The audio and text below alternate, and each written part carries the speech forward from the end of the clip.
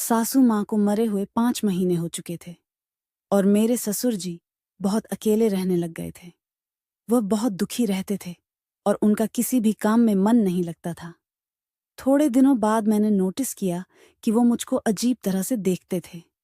मैं उनके इस व्यवहार से बहुत परेशान हो चुकी थी। फिर एक दिन मैंने सोचा, अगर मैं ही ससुर जी को खुश कर दूं, तो घर की बात घर में ही रहेगी और किसी को पता भी नहीं चलेगा। और इसीलिए मैंने एक दिन हेलो दोस्तों, आज की इस रोमांचक कहानी में आप सबका स्वागत है। मेरा नाम शिखा है और मेरी उम्र 25 साल है। मैं एक शादीशुदा औरत हूँ।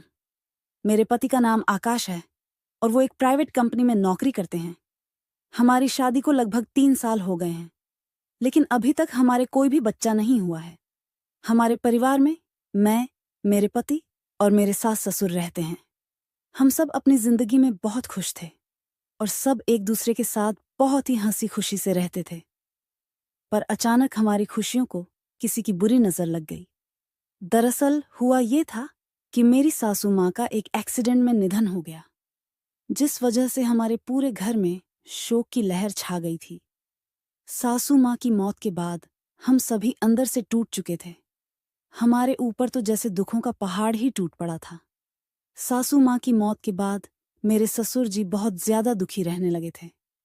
मैं जब भी मेरे ससुर जी को देखती थी तो वो अकेले में बैठे बैठे रो रहे होते थे और सासू माँ को याद कर रहे होते थे। मैं और मेरे पति ससुर जी की इस हालत को देखकर बहुत ज्यादा दुखी हो जाते थे। हम यही सोचते थे कि काश सासू माँ जिंदा होती तो ससुर जी की यह हालत नहीं होती।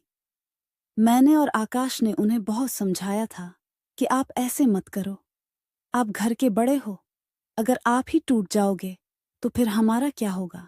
हमारे समझाने के कुछ वक्त बाद तक तो वह ठीक रहते थे, लेकिन अकेले में फिर वो वैसे ही हो जाते थे। इसी तरह 6 महीने बीत गए थे, लेकिन ससुर जी का अपनी पत्नी को भुला पाना बहुत ही मुश्किल लग रहा था। फिर कुछ समय के लिए हमने ससुर जी को हमारी कोलकाता वाली ननद के पास भेज दिया।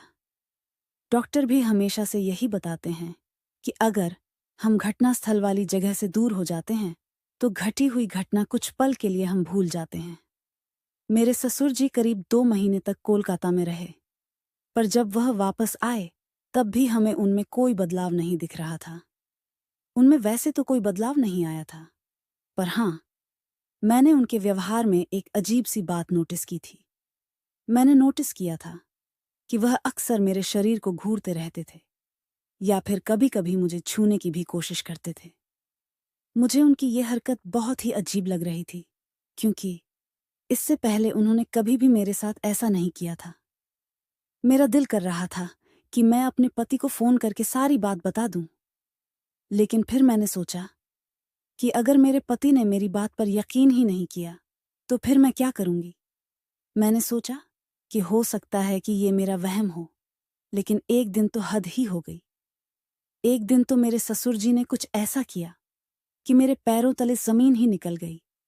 मुझे यकीन ही नहीं हो रहा था कि वह ऐसा कुछ भी कर सकते हैं।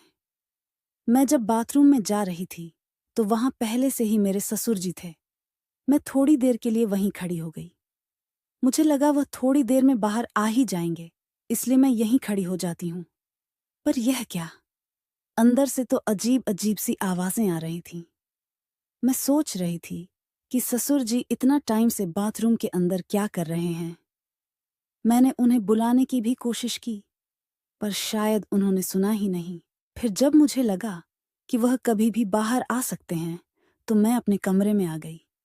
पहले तो मेरे मन में ख्याल आया कि यह सारा मामला अपने पति को बता दूं, लेकिन फिर से मेरे दिमाग में यही आया कि अगर वह मेरी बात पर भरोसा ही नहीं करेंगे तो फिर मैं क्या करूंगी। यही सोचकर मैं रात भर जागती रही और मुझे नींद ही नहीं आई। मैं अंदर से बहुत परेशान थी, क्योंकि इतने दिनों से जो कुछ भी हो रहा था वह बहुत ही अजीब था। मेरे पति ने मुझे प्यार करने के लिए कहा, लेकिन मैंने कहा आज मेरा मूड नहीं है, और इतना कहकर मैं उनकी तरफ पीठ करके सो गई। मेरी सारी रात जागते हुए ही निकल गई और दूसरे दिन मेरे पति को शहर से बाहर किसी काम के लिए जाना था। वह 5 दिनों के लिए एक मीटिंग में जाने वाले थे। मैंने उनका बैग लगाया और उनका टिफिन भी तैयार कर दिया।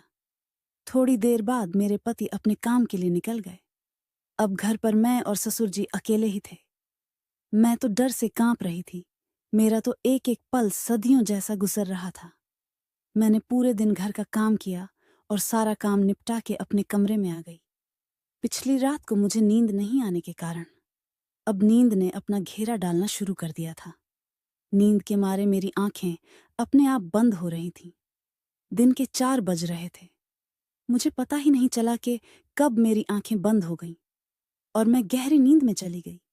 मैं वैसे तो साड़ी ही पहनती हूँ, लेकिन कुछ दिनों से ज्यादा गर्मी होने के कारण मैं सलवार कमीज ही पहन रही थी।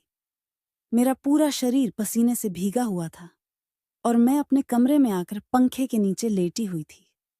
करीब 1 घंटे बाद मैंने महसूस किया कि कोई मुझे अजीब तरह से हाथ लगा रहा है। पहले तो मुझे लगा कि शायद मैं सपना देख रही हूँ और सपने में मैं अपने पति के साथ हूँ, लेकिन फिर मैं एकदम से हड़बड़ाहट में उठी और अपने कपड़े ठीक करने लगी। मैंने देखा कि मेरे ससुर जी मेरे बगल में बैठे हुए हैं। मैं उन्हें देखकर चौंक गई। मैंने उनसे पूछा, क्या हुआ बाबूजी? आपको मुझसे कोई काम था क्या? ससुर जी बोले, बहू, मेरा चाय पीने का मन कर रहा है।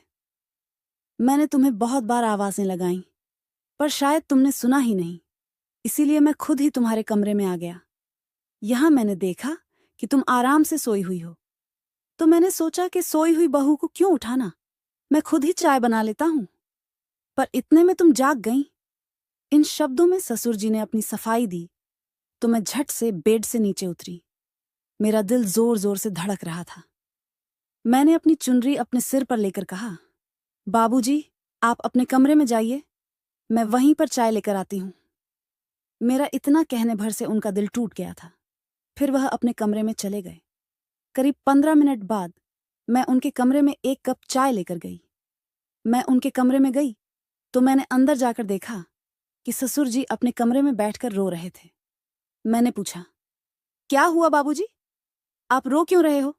कोई दिक्कत है क्या? अगर आपकी तबीयत खराब हो तो मैं तुरंत डॉक्टर को फोन कर दूं। वो बोले, नहीं बहू, ऐसा कुछ नहीं है। बस आज मुझे तेरी सासू माँ की बहुत याद आ रही है। मुझे आज उसकी बहुत कमी खल रही है। जब से वो चली गई है, तब से मुझे समझ ही नहीं आता है कि मैं किससे अपने मन की बात कहूं।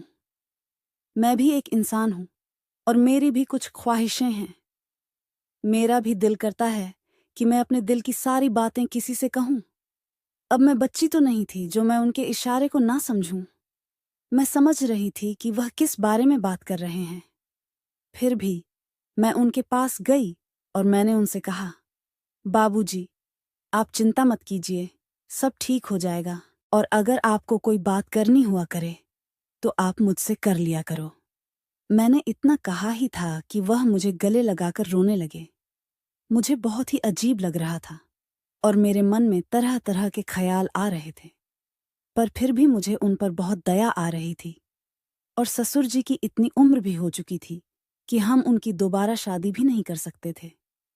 अगर हम उनकी दूसरी शादी कर भी देंगे तो हम किसी को मुंह दिखाने के लायक भी नहीं रहेंगे। हमें समाज से बर्खास्त कर दिया जाएगा। इससे तो बेहतर यही है कि घर पर ही इस समस्या का कोई हल निकाला जाए। एक बार तो मेरे मन में आया कि अगर मैं ही ससुर जी को खुश कर दूं तो किसी को पता भी नहीं चलेगा और घर की बात घर में ही रहेगी। मैंने दिल पर पत्थर रखकर उनका न्योता मन ही मन कबूल कर लिया था। फिर मैंने उन्हें नहाने को कहा और उनके कपड़े वगैरह निकालकर उनको दे दिए। थोड़ी देर बाद वह नहाकर वापस आ गए। उन्होंने बनियान और नीचे टॉवल धोती की तरह लपेटा हुआ था। वह मुझे देखकर थोड़ा सा मुस्कुराए और मैं भी उनकी इस हरकत से हल्का सा मुस्कुरा पड़ी थी। फिर अगले दिन जब मैं सुबह की चाय देने उनके कमरे में गई तो मैंने देखा कि वह शायद तौलिए को लपेट कर ही सो गए थे। मैंने हल्के से दरवाजे को धक्का दिया तो दरवाजा पहले से ही खुला हुआ था और ससुर जी बनियान पहनकर सो रहे थे। उनकी इस हरकत से मुझे गुस्सा तो बहुत आया, लेकिन मैंने उनसे कुछ कहा नहीं और चाय देकर वापस किचन में आ गई। करीब 1 घंटे बाद वह किचन में आए और मुझसे बोले, बहू, जरा तेल गुनगुना करके मेरे कमरे में ले आओ और मेरे सिर और बदन की मालिश कर दो। इस बार मुझे उनकी खराब नीयत पहले ही पता चल गई थी, पर मेरे पास कोई सबूत नहीं था। थोड़ी देर बाद मैं एक कटोरी में तेल गर्म करके उनके कमरे में ले गई और उन्हें बोला, बाबूजी, यह तेल लीजिए और आप खुद ही लगा लो। मुझे आज बहुत सारा काम करना है और बहुत सारे कपड़े भी धोने हैं।